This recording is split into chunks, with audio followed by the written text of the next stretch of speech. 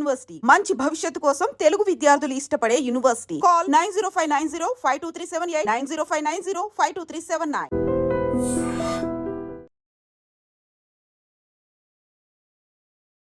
అందరికీ నమస్కారం. నేను Swarupa Potlapalli. Welcome to trending topic.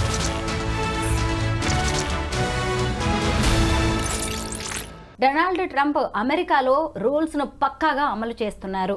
ఏదైనా చిన్న తప్పు జరిగినా కానీ దానికి సంబంధించి ఎలాంటి శిక్ష పడుతుందో దాని విషయంలో వెంటనే నిర్ణయాలు తీసుకుంటూ ఉన్నారు. ఈ మధ్య మన ఇండియన్ స్టూడెంట్స్ చాలా మందికి నోటీసులు రావడం అనేది జరిగింది. అసలు వారు ఎలాంటి తప్పులు చేస్తే వీసాలు రద్దు చేస్తాము అంటూ నోటీసులు పంపిస్తున్నారు. అక్కడ ఏం జరుగుతుంది, వీటన్నిటి గురించి మనకు చెప్పడానికి నాతో పాటు CHSS ఫౌండర్ రమేష్ కన్నెగంటి గారు ఉన్నారు. ఆయనతో మాట్లాడదాం. నమస్తే రమేష్ గారు. నమస్తే స్వరూప్ గారు. నమస్తే.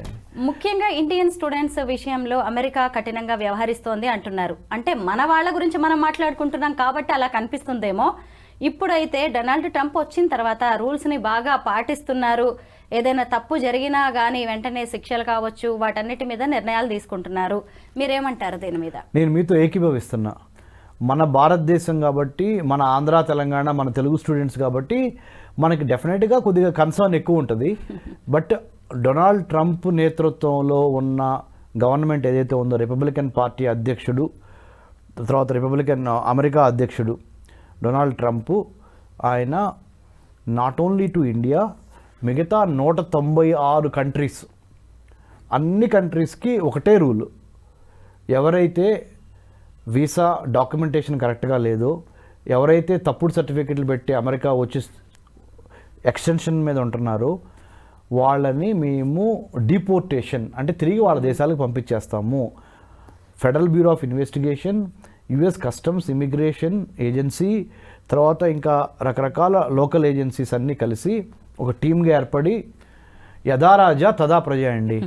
అమెరికా అధ్యక్షుడికి ఏదైతే ఇష్టమో, అమెరికా అధ్యక్షుని యొక్క దృష్టిలో దేనికైతే విలువ ఉందో అవి చేయటానికి అమెరికాలో ఉన్న గవర్నమెంట్ అఫీషియల్స్ అందరూ ఆయనకి సహకరిస్తున్నారు. రైట్. డ్రైవింగ్ లైసెన్సులు, ఇండియాకి సంబంధించిన, ఇండియాలో డ్రైవింగ్ లైసెన్స్ తీసుకుని నేను అమెరికాలో డ్రైవ్ చేస్తానంటే కుదరదు. ఇంటర్నేషనల్ లైసెన్స్ నువ్వు ఇండియాలో అప్లై చేసుకుని తీసుకెళ్ళి అక్కడ కూడా చేద్దామన్నా కానీ అక్కడ లోకల్ అథారిటీస్ చేత కూడా వాళ్ళు స్టాంప్ వేయించుకున్న తర్వాతే మేము యాక్సెప్ట్ చేస్తాము. అంటే మీరేదో మీ దేశం నుంచి తీసుకురాగానే మేము యాక్సెప్ట్ చేయము అనేది రెండోది. మూడోది స్పీడింగ్ టికెట్. అమెరికాలో అతి common. Every American citizen or a visitor would agree with me,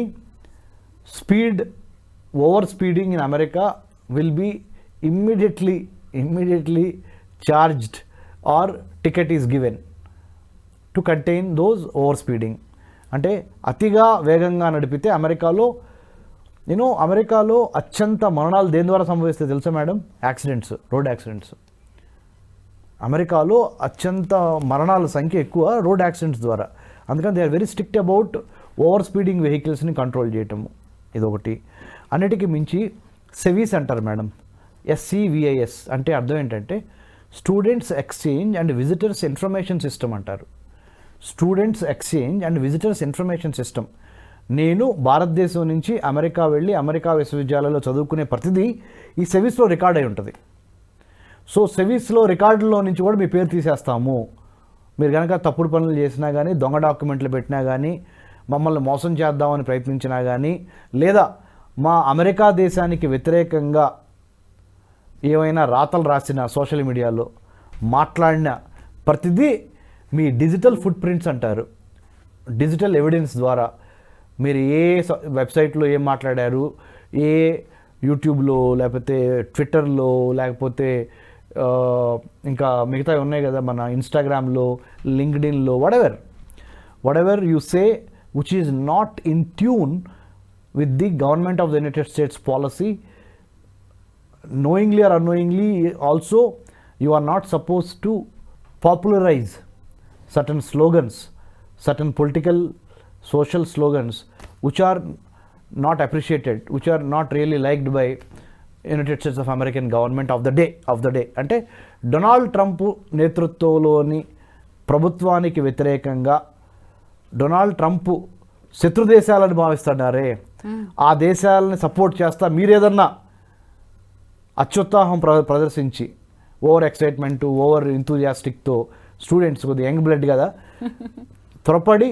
మీరు విశ్వవిద్యాలయాల్లో మీరు సొంతంగా పొలిటికల్ ర్యాలీలు తీయటం కానీ లేకపోతే పొలిటికల్ డెమాన్స్ట్రేషన్స్లో హింసకు పాల్పడటం కానీ అంటే ఏమంటున్నారు American vice president JD Vance మన తెలుగింటి అల్లుడు ఆయన కూడా అంటున్నాడు మొన్న మీరు అమెరికా వచ్చింది స్టూడెంట్గా అతిథిగా వచ్చారు గెస్ట్గా వచ్చారు మీరు పని చూసుకొని డిగ్రీ తీసుకొని ఇంటికి వెళ్ళండి లేకపోతే ఇక్కడ ఉద్యోగం దొరికితే ఉద్యోగం చేయండి అంతేగాని లేనిపోయిన వాటిలో తలదూర్చి ఈ మూమెంట్స్ గురించి ఈ రాజకీయంగా ఎక్కువగా అత్యుత్సాహం ప్రదర్శించి టెంట్లు వేసి గుడారాలు వేసి క్యాంటీన్లు బద్దలు కొట్టి యూనివర్సిటీస్లో లాన్స్ని పాడు చేసి యూనివర్సిటీ ప్రాపర్టీస్ని డ్యామేజ్ చేస్తే మేము మట్టుకి మీకు ఇమ్మీడియట్గా మీ దేశానికి మిమ్మల్ని పంపించేస్తాం.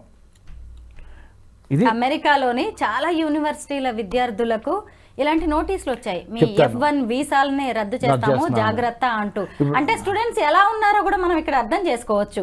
అంటే మాకు నచ్చినట్టు మేము ఉంటామంటే కుదరదు కదా, అక్కడ రూల్స్ ప్రకారం అక్కడ ఉండాల్సింది అని వాళ్ళు ఖచ్చితంగా చెప్తున్నారు ఈ నోటీసుల చిన్న ద్వారా. కామన్ సెన్స్ స్వరూప గారు, నేను మీ ఇంటికి వచ్చాను, నేను మీ అతిథిని, మీ యొక్క కుటుంబానికి మీ యొక్క ఇంటికి సంబంధించిన విధి విధానాలు ఆచార వ్యవహారాలు సాంప్రదాయాలని నేను కూడా ఫాలో అవుతే నేను కూడా మీతో కలిసిపోతాను, మీలో ఒకటిగా అవుతాను. నేను లేదు నా ఇష్టం వచ్చినట్టు నేను చేస్తాను, చెప్పులు వేసుకొని లోపలికి వస్తాను, ఎగ్జాంపుల్ చెప్పులు నేను బయట ఉన్నాను, కాళ్ళు కడుక్కొని లోపలికి రాను, చిన్న చిన్నయే.